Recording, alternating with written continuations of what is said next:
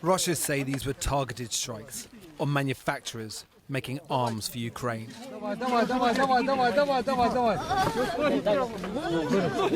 But this residential building was one of 13 sites hit across Kyiv last night, and this girl was one of more than 90 injured. So far, the death toll has reached 12, the deadliest bombardment on the capital since last July. Beneath the devastation, families huddled, fleeing to bomb shelters, carrying only their most essential items.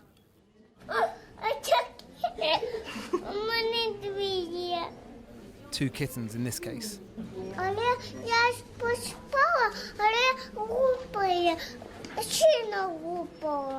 She would have fallen asleep, she says, but there was an explosion. A big, big, big explosion. As emergency workers searched for survivors this morning, and the now homeless came to terms with their circumstances, it wasn't just the acts of the Russian president on Ukrainian minds. Trump is all pro-Russian, he says. All his team do is put pressure on the victims. Posting to social media today, though, the American president said, "I am not happy with the Russian strikes on Kyiv. Not necessary and very bad timing. Vladimir, stop. 5,000 soldiers a week are dying. Let's get the peace deal done." Strong words when written, but said with far less sting or any direct criticism of Vladimir Putin just a few hours later. I don't like that it takes long at all, but I think they both want to make peace. I do believe so.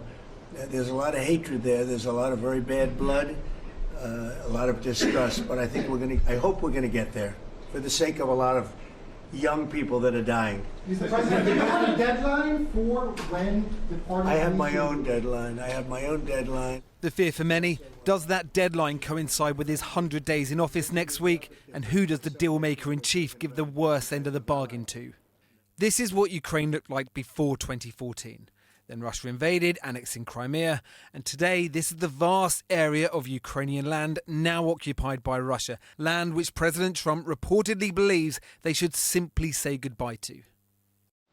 President Zelenskyy said there are some deals he cannot accept while on a trip to South Africa today, a trip many believe President Trump may have inadvertently nurtured. 2 years ago, this would have been unimaginable, the South African president then refusing to condemn Russia's invasion. But since Trump's re-election, all US aid to South Africa has stopped, relations with Washington have soured, and this visit to the presidential palace ensued. They never stop with these pictures. I don't see much pressure on Russia or any new strong sanction packages against the Russian aggression for now. We're very hopeful, and this is not an accusation. We're saying this very directly and without any emotions. We believe that if more pressure is applied to Russia, we'll be able to make our positions closer.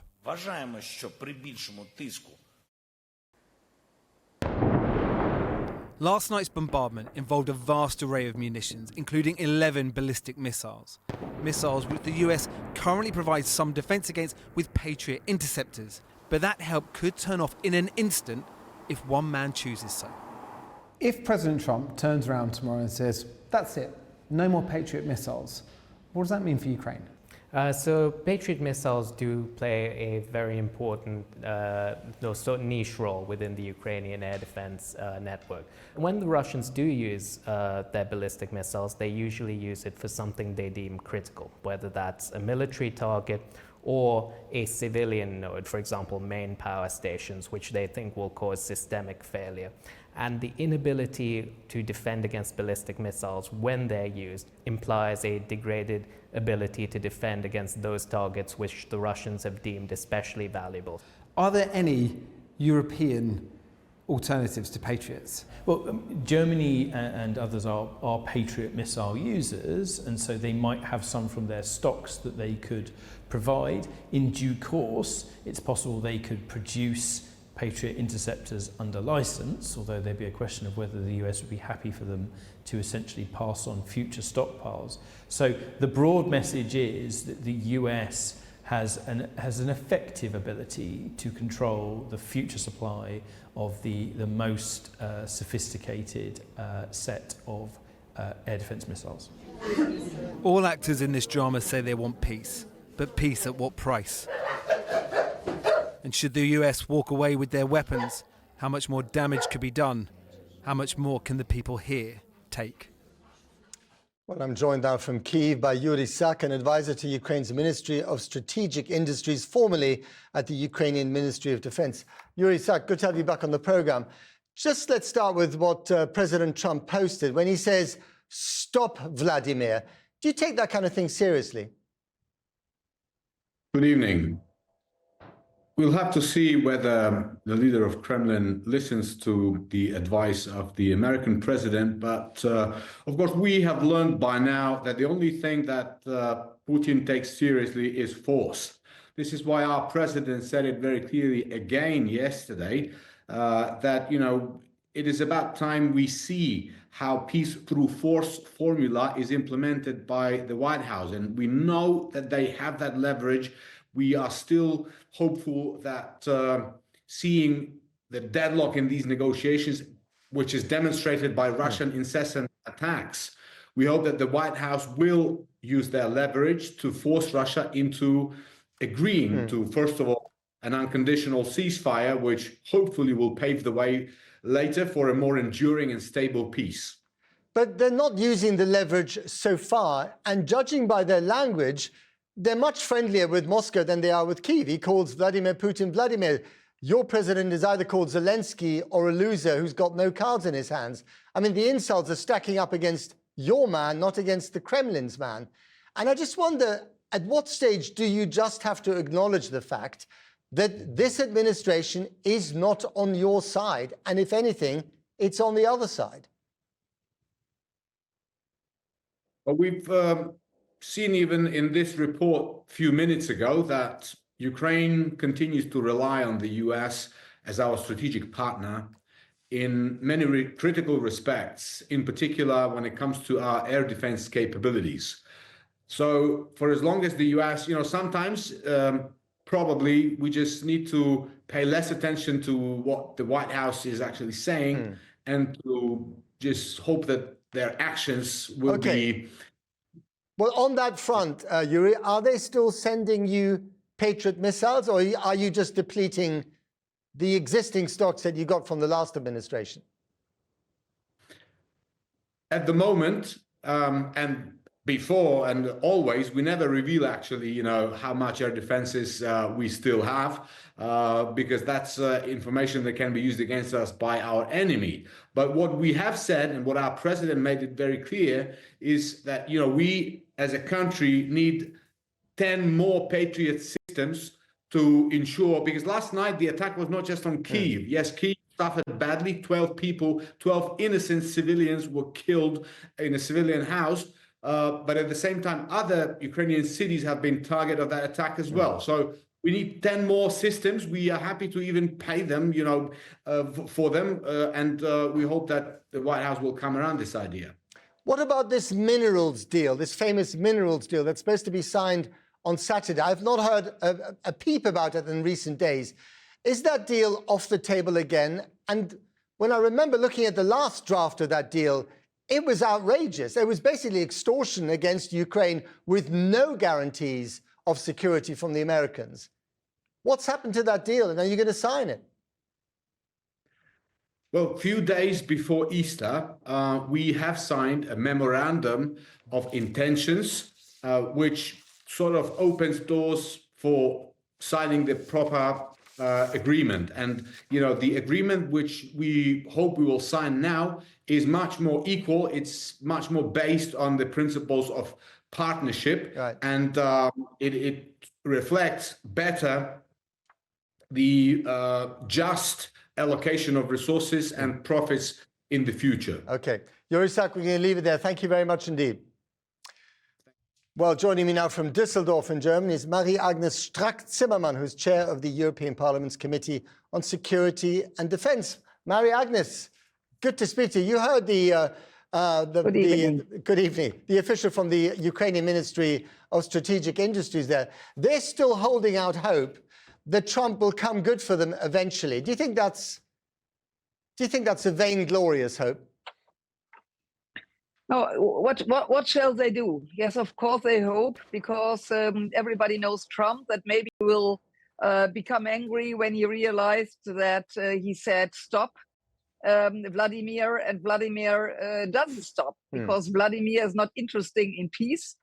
And so, you know, for Vladimir Putin, it's really a luck to realize that Trump will give him all this, what he's fighting for, the East Ukraine, the Crimea.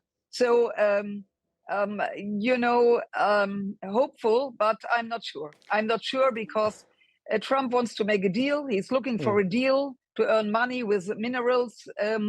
And he's not really interested in a kind of peace. I mean, it would be great talking about peace, but you know, we need a sustainable peace and a peace for Ukraine and for whole Europe. And I'm not really sure. If you would ask me years, weeks before. Let me ask you very bluntly then, do you think that the Americans are trying to impose with the Russians an unacceptable peace on Ukraine? Yes or no? Yes, I could imagine they will do it. It sounds like the Hitler-Stalin pact, you know, and the thing is that they dividing Europe and that United States and Russia will divide Europe. It's unbelievable, but it's reality. Let's face reality. You really think that the Kremlin and the White House are conspiring to carve up Europe the way that they did after 1945? Yes, I think we have to realize, of course, history, it's not always the same, but you have to realize that the United States with Trump, it's really turning around and it's not this friendly, it's not this country which everybody of us loved. We could see that there is a president and he's maybe wants to be maybe Putin's spy because he's really, how could I say, fascinated of Putin. That his power and he could do whatever he wants, and maybe that's a dream of Trump. But I tell you, Europe has to stand close to Ukraine. We have to help them in any case, and also to send them a weapon, whatever they need. What you're saying is quite extraordinary, even in the current context. I just wonder if you regret that Europe, Germany especially, has not done more in the past. Send those Taurus missiles to Ukraine that Kyiv so desperately wanted, because if you'd sent more earlier on, then Ukraine and indeed Europe would be in a much stronger position now. Yeah, absolutely. And we are fighting for this, and we have a lot of discussion. When I was a member of the German parliament, my colleagues and me, we have a huge discussion with Chancellor Olaf Scholz, because he was talking about Zeitenwende. It's true, it is absolutely more than a Zeitenwende. And we always said we have to do more. Sorry to interrupt. He talked about Zeitenwende. Yes. In the first weekend of the war, it was a very powerful speech. And then he dragged his feet for the following 3 years. To tell you the truth, Germany did a lot. If you compare it with other European countries, it was really a lot, but not enough. Because we have to explain also in the ministerium that this war in Ukraine, it's effect also for all the countries in Europe. And it's unbelievable. Yeah. So we did a lot, but not enough. To make a long story short, that's a problem now that we you know, and this is really, it's terrible to see what happens now. It's unbelievable to see what happens now. I appreciate your clarity and honesty. Marie-Agnes Strack-Zimmermann, thank you very much indeed. Donald Trump is eager to get a peace deal agreed between Russia and Ukraine by his 100th day in office, so the White House has turned it into a kind of ultimatum. Refused to sign, they've declared, and the US will simply walk away. The US president has just been meeting Norway's prime minister in the Oval Office. Let's go over now to our Washington correspondent, Siobhan Kennedy. Siobhan, what did they say to each other? Well, Matt, another impromptu press conference with Prime Minister Støre of Norway, as you just said, in the White House. It's only very recently wrapped up. The president did express again his displeasure at the overnight bombing in Kyiv. He said he didn't like it. He said he wasn't happy with it, especially coming as it did in the middle of peace talks. But there was no direct criticism of Vladimir Putin himself in the way that we've seen him aggressively lash out in the last few days against President Zelenskyy. And he was asked what would he do if the bombs kept coming from Russia to Ukraine. Would he consider, for example, additional sanctions? Well, the president said he didn't want to answer that question right now. He'd rather answer it in a week or so, implying very heavily that perhaps this is the deadline that he is setting, perhaps around his 100 days in office next week when he wants to see an agreed ceasefire in Ukraine, or the US will walk away. And he was asked whether or not Putin, therefore, was the obstacle to peace. He said, no, I don't think he is. And then crucially, he was asked this, Matt. He was asked then what concessions Russia was prepared to make to bring about the ceasefire. Just listen to what President Trump said. Stopping the war, taking the whole country. Pretty big concession. If the bombs keep falling, will you consider additional sanctions toward Russia, or what will you do if President Putin... I'd rather answer that question in a week. I want to see if we can have a deal. No reason to answer it now, but I won't be happy. Let me put it that way.